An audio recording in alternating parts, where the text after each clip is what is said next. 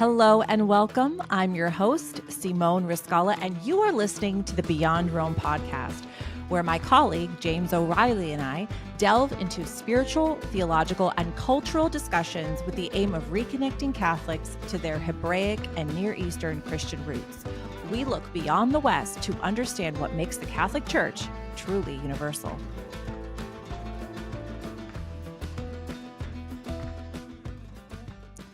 Hello, Fearless Catholic friends and Beyond Rome listeners. This is Simone, and I'm back with my co-host, James O'Reilly. And we have two very special guests today with about a very special saint and a very special podcast. How many times can I say special, James, on this recording? But at least 3 times. I'm excited because, so we are going to have guests on this podcast from all 24 Catholic churches. And right now we've had an inordinate number of Melkites on this podcast, and we just started it, but we have Maronite sisters with us. Welcome, Mother and Sister. How are you? Very good. Thank God. Mm-hmm. We're so happy. We're with Mother Marla and Sister Therese. And yes, I've known Sister for a few years now, at least since 2020, right, Sister? Yes, at least then, yes. And I remember enjoying those endowed podcasts with you. Yes. Yeah. Yeah. So Sister Therese Maria and Mother Marla Marie. Sa? Great. So Maronites are Lebanese Catholics, and we are celebrating today, although we're recording it before the Feast of Saint Charbel, but we're releasing it today, which is the Feast of Saint Charbel, July 24th, a very incredible, the Wonderworker of the East, as he's known, Saint Charbel. So Sister and Mother, before we go into talking about Saint Charbel and why he's such an important figure for Near Eastern Christians, especially Maronites, but I would say more than just Maronites. Tell us a little bit about your order. Sister, sure, I'd be happy to. So as Maronite servants of Christ the Light, we're spiritual mothers in our Maronite parishes, and we serve alongside our priests in different ministries. We do youth ministry, we serve our children, we offer spiritual direction. We're really there to teach the faith, to inject spirituality into our parishes. And our community was founded by Bishop Gregory Mansour and Mother Marla Marie in 2008 to really serve the pastoral and spiritual needs of our eparchy. So it's really been a beautiful journey to be able to accompany our people and just to meet them where they're at and bring them to Christ our light. That is amazing. 2008, that's a new religious order. Yes, it is. And Mother, I didn't realize you were one of the founders. I always just credited Bishop Mansour. But of course, definitely, we credit the Holy Spirit. Yes, that's right. So, what would you say is education the charism of the order? Well, our mission, as Sister was saying, is actually it's rooted in our contemplative prayer life, or contemplative and Eucharistic, and our mission is to radiate Christ's light, like our Blessed Virgin Mary, and we serve the people right where they are in the parishes, in our parish communities. And we're the spiritual mothers. We're the feminine counterparts of the spiritual fathers, and we complete that spiritual family in the church. So it's to draw people closer to the Lord. You know, Mary always points to Jesus, and that's what we do. And to assist our priests. You know, we have our priests, God bless them. They do, it's such a beautiful ministry and vocation. But they do need assistance, and we're missing that feminine perspective. We have great clergy, thank you, Jesus, but what about the woman and our consecration? Our consecration is a gift. Our prayer, our asceticism. Yes, that's so beautiful. Well, yeah, I want to go off on a tangent, James, on the feminine genius, but I won't. I knew that was a temptation right when I heard the feminine counterpart to right. Yes, exactly. But okay, so Saint Charbel, I actually don't know much about Saint Charbel, but of course, being Middle Eastern, I love Saint Charbel, and I have pictures of Charbel, and I have a bracelet of Saint Charbel, and my hometown has a beautiful Maronite church with a shrine to Saint Charbel. When I lived in Phoenix, Saint Joseph's in Phoenix has another great shrine to Saint Charbel. A woman in Phoenix, Arizona, was healed of blindness through the holy oil and relics of Saint Charbel. I have bottles of holy oil from Lebanon. I mean, but I actually don't know much about him. But I've met a lot of people, mother and sister and James, who are like somehow related to Saint Charbel. Maybe that's a Lebanese thing. Everybody claims to be related to him. I don't know, but I've met a number of people who are like, he's in my family lines. I don't know if that's fake news or not, but I'm actually looking forward to this conversation because I'd like to learn a little bit more about him and why. If you could share with us who he is, and also, for Roman Catholics listening, why should they be interested in this saint beyond just the fact that he's a holy wonder worker? Amen. This isn't fake news, but Sister Emily Mary, who isn't with us right now at this moment, she lives here. She's from his village, and she is related to him too. So they can claim that. They can claim that, and she can trace it. So Yeah, the town Amazing. is Arka, so it's the highest village in Lebanon, and it's a beautiful village. And when we go to Lebanon, it's always a village we love to visit. It's so holy, so prayerful. And also the shrine of Arnea, which is the monastery where he was living at, and the hermitage is also a beautiful place that people go to for pilgrimage, for blessings, for peace, and for his intercession. Tell them some facts, because Sure, Simone was yes. saying she doesn't. Yeah, I'd be happy to. So he was born the 8th of May, Saint Charbel, in 1828. And his name, actually, his baptismal name was Yusuf, which means Joseph. Charbel was the 5th son of a family that was quite poor. He was the youngest. And he was orphaned at a very young age. His dad died at the age of 3. So he did not have a father for some time. And then his mother did remarry. What I really appreciate about his story is two of his uncles too were in the monastery, so he was probably inspired by their life and by their just their prayerfulness. And at the age of 23, he entered the monastery of Our Lady of Mayful, and he became a novice in the Lebanese Maronite order, and that's an order of monks. He actually took the name, which I find very interesting, after a 2nd century martyr, Charbel. And that name, Charbel, means God's good news. And I just actually found that out recently, which I thought was quite interesting. He was ordained the 23rd of July, 1858, as Father Charbel. And what's also interesting is on the 23rd of July in the Maronite Church, that's actually his feast day. So in the Roman Catholic Church, you celebrate it the 24th of July, but we as remember here in the US, the 23rd of July is his feast, and it's a beautiful feast day that we love, and we celebrate in different ways, and we'll speak more about that a little bit later on.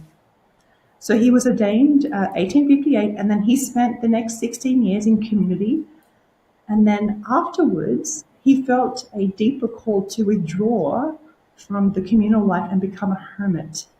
So he joined, at that time, he was obviously in community, but then 1 or 2 of his peers also joined him in the hermitage. And he wanted to seek a deeper prayer life, solitude, penance, asceticism, and really draw closer to the Lord. And his love for our Blessed Mother, the love for the Eucharist, really intensified. And he spent the next 23 years as a hermit. And during that time, he gained a lot of people were seeking his counsel, his prayers, and his intercession, and people started to see him as a holy monk. Even from a young age, he was known as the Holy One in the village, but his reputation for sanctity continued to grow. And what's very beautiful is that you see that his life really resembled Christ in the way he lived, the way he sacrificed, and he actually died while celebrating the Mass in 1888. And his body, Wow. even after he died, remained incorrupt until 1965, until he was beatified.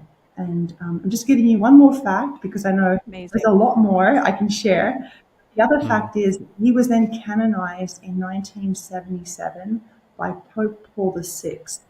And many miracles since the time he was alive, even until he died, and after he died, I believe over 30,000 miracles have been recorded. Proven miracles. Yeah, healing, Wow. physical, emotional, spiritual, and even one other miracle that I'll share just very quickly is Nohad, a woman in Lebanon. He actually operated on her while she was sleeping, and along with Saint Maron, who is the founder of our Maronite Church, they were both there while they were doing the surgery because she obviously was not well, and he appeared to her, and Wow. something quite miraculous. And so there's so much we can say about Saint Charbel. And just a little bit of context on that. This was in the 1990s, so evident, obviously Saint Charbel had been deceased for quite a long time, but it's a miraculous apparition. She had suffered a stroke. She had carotid arteries. She wasn't able to be operated on, and she was asked to suggested to make a visit to his his monastery and receive a blessing. And this is where this apparition took place, and she was miraculously healed. So Wow. as a result, that was on the 22nd of the month, and as a result, every 22nd of the month, Anea, where the Maronite Lebanese order is, the monks have a procession in honor of Saint Charbel. I don't remember if it's Saint Charbel or how she got the inspiration or why that they should commemorate this. But there was something, I don't remember the details. He encouraged her to, go to the Eucharist, to have Eucharistic processions, to bring people to the Lord. That's it, yeah. On the 22nd. And we met her in Lebanon on the 23rd of July. And that's why maybe his feast day is on the 23rd? Or no, you met her on his feast day. Yeah, we did actually. The day after the 22nd, it wasn't July, I'm sorry, it was October. Oh, it was in July, okay. October one year. But this is every month they do this. And I sat next to her Lebanese style, as close as I am to sister, talking. And her wounds reopen on the 22nd of each month where they operated. And then they heal the next day. So when I was sitting next to her, I couldn't help but notice I was this close. Yeah. Had these two red incisions that were scabbing over. Oh my gosh. And she was an elderly woman, humble as humble can be. Yeah, very lovely. And it wasn't, it's about me, look at this. Nothing. It was about, look at him, look at Jesus, look what Jesus can do, look at God. And that's a true sign of a follower, But that was beautiful. Yeah. But that that question, Simone, that you said about the 23rd of July, that was when he was ordained. Okay. That's why they made it his feast day. Yeah. So why didn't the Western Church pick up the same feast day? Oh, all these calendar discrepancies. It just really makes my life difficult. No, he is such an amazing saint that we could celebrate him again and again. So. I was going to say, I just made whoever we celebrate on the 23rd, James, mad because I'm like, why? I just want to say something really quick. I wonder how many skeptics, people who disbelieve, Christians who just raise an eyebrow about miracles. I wonder if meeting her in Lebanon and kind of seeing the wounds, I don't know, are there stories of people who are really skeptical about healings and miracles that have had conversions through? I don't know, sister. I don't think we know that, but I do know this. Many people that I have spoken to that have met her are impressed with her genuine humility. Mm-hmm. And I think that speaks volumes. when it's not about me, it's about God. But I haven't heard stories about that. I wouldn't be surprised if there were. And it's amazing how many people have been inspired by her witness. So I think when you look at the celebrations, the processions that happen July 22nd or every month, whatever month it is, there are thousands of people in Anea in that procession praying, seeking his intercession, adoring the Lord. And so there could be some people who are skeptical, but I see that many people are inspired by her faith and want to love the Lord more and want to seek the intercession of Saint Charbel. Because really, Saint Charbel, he's not about himself. He's really about pointing us to the Lord. And it's the Lord that was healing through him. So he was his instrument, and very humble one. If we have time, we'll talk about the depth of his humility and his burial, because that speaks about his life. The way he lived is the way he died, which is very beautiful, and if we get a chance. But anyway. Well, we could dive into that now. What would be his virtue? I mean, humility, that's crucial for any saint. But what are some of the other distinct virtues along with humility that he's well known for? Well, considering the fact that 23 out of his years of his religious life were in a hermitage, isolated, separated from the people, we don't have much. We don't have any writings. We don't have, Saint Charbel said this. Here's a book or a booklet of all his sayings. We don't. But we do have the stories about how he lived from his fellow monks and what they know of him, what impressions he made on them. And there was one other monk, because usually they would have two hermits together up in the St. Peter and Paul Hermitage. He was an eyewitness to many of these virtues. And I would like to, maybe Sister and I could share on, well, we did say humility. He was quite humble, and I'll tell that story since I brought it up so people won't be, what was that story about him dying? Prayer was key. He was rooted and grounded in prayer. You don't become a hermit to escape people. You become a hermit to enter more deeply into the Lord. He was Eucharistic. His sister said he died during the Eucharistic celebration. Right. Actually, at the elevation, we'll have a prayer at the end of this interview that he was saying at that time from the liturgy of that time. His silence is key. It hinges not just an absence of noise, but his solitude within him that was oriented toward God. He quelled the noises and the passions so that he could be attentive to God. His devotion to Mary. Have you ever met a Maronite that wasn't devoted to Our Lady? His love for the Mother of Jesus, because Jesus loved his mother dearly. His asceticism. He was known he only ate one meal a day, no meat. Fasting, He fasted. He denied himself. He slept on the floor on a mat. If you go to his hermitage, you see his small little cell. You'll see a little, a log for his pillow. A log for his pillow, and like a mat for his bed on the stone floor. So we could even delve into some of those: silence, Mary, the Eucharist, prayer. But I know we don't have time. But those really are his trademarks. I mean, that's what he's known for. Yeah, I think before you go into the humility piece, Mother, I would just also emphasize his single-mindedness, like his heart, his mind, everything was just focused on the Lord, and he didn't allow the world to pull him in, but he was so detached, and that detachment really freed him to be all for the Lord and all in. Yeah.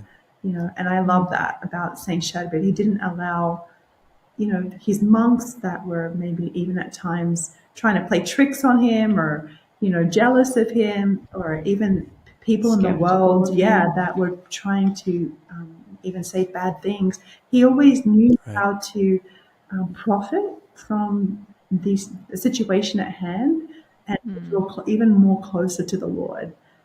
And that really, for me, is inspiring as a sister, to not let negativity around me the drama that can. She's not talking about me. I know. That's funny, Mike. But in ministry, things can get messy. People Yeah. can, get a little crazy sometimes, and just learning how to Right. navigate that. And having an example like Saint Charbel, it's just definitely inspiring to keep you on that road focused toward the Lord. Right. Yes, and he lived his. Even in ministry, especially in Yes. ministry. Yes. Speaking completely objectively, not with no experience of that at all. Anyways, sorry, James. He was pretty exemplary in his vows too that he took as a religious, his obedience, his chastity, his poverty. Actually, Sister probably will speak about that later. About his the chaplet to Saint Charbel meditates on his vows because he was an exemplary religious, and we can all learn from that, all of us. Yeah. So what was the story about the burial that you wanted to share? Oh, she's taking your job. She's interviewing. Our new co-host. I don't know. She got the wrong people to interview. His burial. The way he died is the way he lived. No one knew him. I mean, the few circle around him in the monastery, his family. But when he left his family in Bakafra, he never went back. And he did that deliberately at the age of 23 when he entered the monastery. It was like he didn't cut them off to reject them, but he was beginning his new life and he wanted to in a healthy way, detach himself. So he lived that way all his life. And he lived generosity, always serving his brothers, going the extra mile, doing the hardest tasks, keeping silent. He was a monk. Monks are cloistered, although they do some active work. So when he died Christmas Eve, and naturally they bury you immediately. But at the same time, the patriarch of the Maronite Church had died around that same time. And as the head of the Maronite Church, naturally, many of the people in Lebanon are going to go to his funeral. So on the day of Charbel's burial, most of the monks were at the funeral for the patriarch.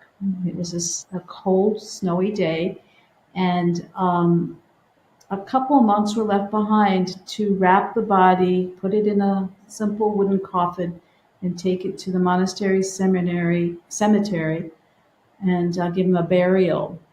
So there weren't even people there at his burial. And so he died the way he lived, single-minded, for God, not looking for the attention of people. But, interestingly, today, 2024, he is known all over the world. Asian countries, African countries, naturally the Middle East, Europe, America, South America, Australia, everywhere. There is this surge of a devotion to this obscure hermit monk.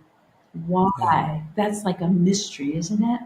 But God knew in 1898 that he was saving this gem for us today because we need this example of prayer and that humility. Yeah, and even in St. Patrick's, the cathedral, the last spot that was left, that was open, Saint Charbel is there. He's enshrined to him. There's a beautiful shrine. Yeah. People go and seek his intercession there, and I just think it's amazing how this obscure monk, priest, hermit now has become so well known. And it's not because he pointed to himself, but he pointed to the Lord. And I think that's just a testimony to his holiness, but also to how he was really about the Lord and not about himself.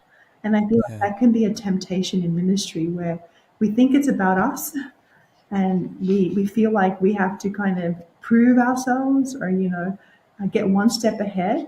But I think the more hidden we are, the more God can work through us. Yeah, like Our Lady. Yeah. Yes. And I think Saint Charbel really shows us that. He does. I've seen the little section in St. Patrick's they have for him. And this was before I knew him well either. And I'm not saying I know him well now, but out of like the 2 or 3 photos I took at St. Patrick's, one of them was that little corner, the niche they have in there, just because it stuck out. It was this, St. Patrick's, New York, and then there's this Eastern saint with this beautiful mural. So yeah, it's beautiful to see. Sister Therese, you spoke about, I think you mentioned a chaplet. Yeah. Is that right? To Saint Charbel. Yes. There's that. What other kind of devotions? I mean, he's well known throughout the world. What kind of devotions are there that are common or specific that different Catholics have to Saint Charbel? Yes, great question. So the chaplet of divine mercy is different, but the chaplet of Saint Charbel is really beautiful because it kind of accentuates his virtues.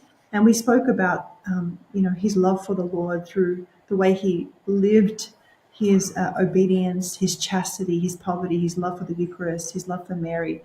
So really, as we pray this chaplet, we're asking Saint Charbel to help deepen our love for the Eucharist, our love for Mary, our love for the Lord in living out those vows of obedience, chastity, poverty, wherever we are, whatever we are doing, whatever state of life we're in, we can all grow in those virtues. And part of the chaplet is we pray this Father of Truth prayer. And Mother and I wanted to give you a little taste. There's a hymn. Please do. Please do. And what's it called? The what of truth prayer? It's Father, O Father of Truth. Oh, Father of Truth prayer. Amazing. So it's actually a hymn too. And this would have been the prayer that he was reciting as his life elevating the host at the liturgy, divine liturgy. And his life was being consumed in the Lord. And these were his final words, along with Jesus and Mary. So, just a note to that, Sister. We used to have that prayer in the Maronite liturgy at a particular point, but it's not said anymore. But at the fraction of the liturgy, oftentimes we will sing it as one of the hymn choices we have, and that's the one that we have here. Yeah, so the fraction for us in the Maronite liturgy is just before the consecration, or as the Eucharist is being consecrated. So it's a very sacred time. And this is the hymn, and we'll just sing one verse, but you'll get a feel for how it goes, okay? O Father of truth, now behold Christ your Son, who has died as a pure sacrifice. Grant me pardon. Accept him who offered himself. Be at peace with me, Lord, and forgive all my sins and offenses. There's beautiful. That's a beautiful. So beautiful. That is such a treat. Yeah. Such By a the treat. way, not to correct you publicly, but it's after the words of institution, when the precious body and blood are present, is when the priest commingles and elevates. Okay. Yes. He breaks. So it's after the consecration. Oh my gosh, how He's lovely. elevating, because that's what the priest does. If you've been to a Maronite liturgy, absolutely beautiful. Yes. As all our Catholic liturgies are, but we're partial to ours. as you should be. Yes. Oh, that's so lovely. So we're coming to the end of our time together, Mother and Sister, but I wanted to ask, you all, I believe, have a Saint Charbel Spiritual Life Center that just opened in the Maronite Eparchy in Pittsburgh. Is that correct? Yeah, right. Our eparchy. There are 2 eparchies in America, Okay. the United States, the East Coast, the West Coast. So our eparchy, which is the Maronite Eparchy of Saint Maron of Brooklyn, Bishop Gregory, in his love for the spirituality of our church, has been able to acquire this center in Pittsburgh that he has recently. We dedicated it in April. So hopefully the bishop's desire and dream is to promote our Maronite Eastern spirituality, to welcome more people to be able to benefit from it, and other of our Catholic spiritualities, but specifically. And we have a place now for our people they can come to to gather for retreat or prayer or conferences. We've been there. Sister actually had a retreat there. Yes, we hosted a young adult retreat there recently, and it went very well. And really, this is a place where people can come for healing, the sacraments, confession, adoration. It's meant to be open to all Catholics, even people that are Byzantine, Roman Catholic, Maronite, those that just want to draw closer to the Lord and be just inspired by the spirituality of Saint Charbel, and allow Saint Charbel's example to help them to deepen their own spirituality. Yeah, it sounds like an awesome opportunity for Western Catholics, people maybe who aren't as familiar too with Eastern spiritualities too. Like, you could learn about Saint Charbel, read about him online. You could, see his painting at church, but it sounds like this is a chance for people to come and, just live that embodied way, that spirituality that Saint Charbel showed us. So it is real. I mean, I think people who are listening would love to check that out. We will definitely include that in the show notes and share more about it. But I want to go check it out now. Oh, good. Let's go, James. Let's do it. Let's go. Fearless Catholic road trip. Yeah. And there's been a lot of beautiful programs currently at the center to kind of develop more of that spirituality. They even have a Saturday speaker series. So once a month on a Saturday, they'll bring a speaker in, and they'll do different healing masses and opportunities for deeper spiritual growth. So our Bishop Gregory Mansour, and I know you know him, Simone. He's a man of spirituality himself, and a man of great humility. Definitely. Just he has that on his heart to help our people to grow, and I think this is a beautiful way to contribute to that. Yes. And us too. A congregation of consecrated women, that was part of his vision as well. So it was so moving. So absolutely moving. Well, thank you so much for doing this with us, especially last minute, because we really wanted to have a Maronite presence on the Beyond Rome podcast before so we could be ready for the Feast of Saint Charbel. But now, James, we have to talk off record. Do we release it on the 23rd or the 24th? I know. We're going to have to go to Rome about this. We're going to have to go to Rome about it. Crisis. Anyways, thank you so much, sisters. We really enjoyed this conversation and that hymn at the end, which we should also link to the show notes, James, because it was so beautiful after the consecration to appeal to the spirit of truth, to pervade our hearts and minds, to renew our minds, especially in this time of increased. I mean, it's always hard times, right? It's a fallen world, which is why we need Saint Charbel and his wonder working, his miracles, his humility, and his intercession for our lives. So thank you again, sisters. Most welcome. Thank you for inviting us, and be assured of our prayers. If this episode was helpful for you, please consider sharing it with a friend, leaving a rating and review to help us spread the word, and donating at philosproject.org/give with the comment Catholic to support this podcast. To learn more about becoming a Christian leader in the Near East, check out our Pathfinder free online courses, also on our website. Thanks for listening. See you next week.